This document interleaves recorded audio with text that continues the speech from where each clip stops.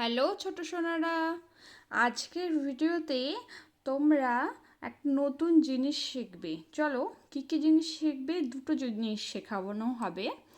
নাও শুরু করা যাক আজকের ক্লাসটা। এখানে কি আছে, ইনসাইড ও আউটসাইড।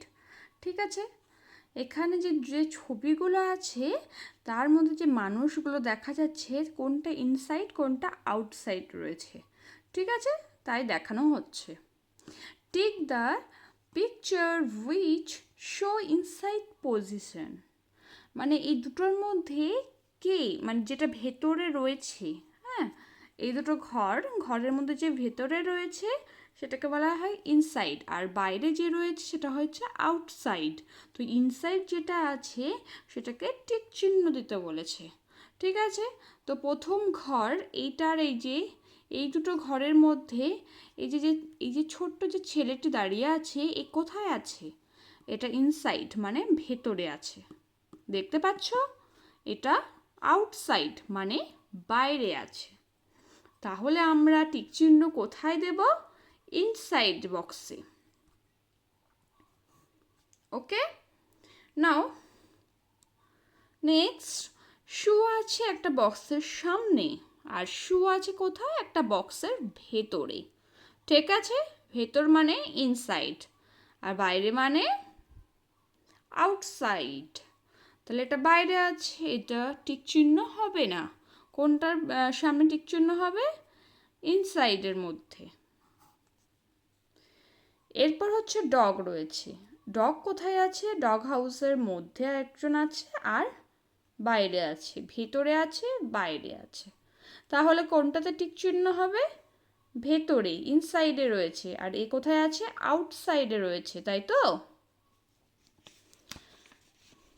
ব্যাস, এরপরে হচ্ছে আরেকটা নতুন জিনিস আমরা শিখব। সেটা হচ্ছে number your daily routine in the correct order.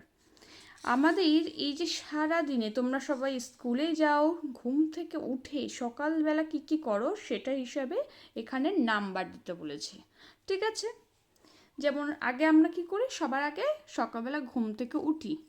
ঠিক আছে, তো এটা 1 দিলাম, মানে এটা ফার্স্টে আমরা কি করি? ঘুম থেকে উঠি। সেকেন্ডে কি করি? ব্রাশ করি। ওকে, থার্ডে কি করি? স্নান করি, তো থার্ড সি। ফোর্থে কি করি? ফোর্থে আমরা ড্রেস আপ করি।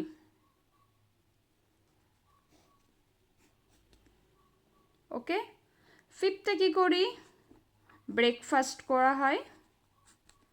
And last 6, go to school. চলো, তাহলে কেমন হলো ছবিগুলো? আর ছবিগুলো দেখে তোমরা নিশ্চয়ই বুঝতে পারছো এই যে 1 2 3 4 5 6 কেন দিলাম। যদি না বুঝে থাকো আরেকবার এই ভিডিওটি রিপিট করে দেখো। ঠিক আছে, আজকের মতন টাটা বাই বাই।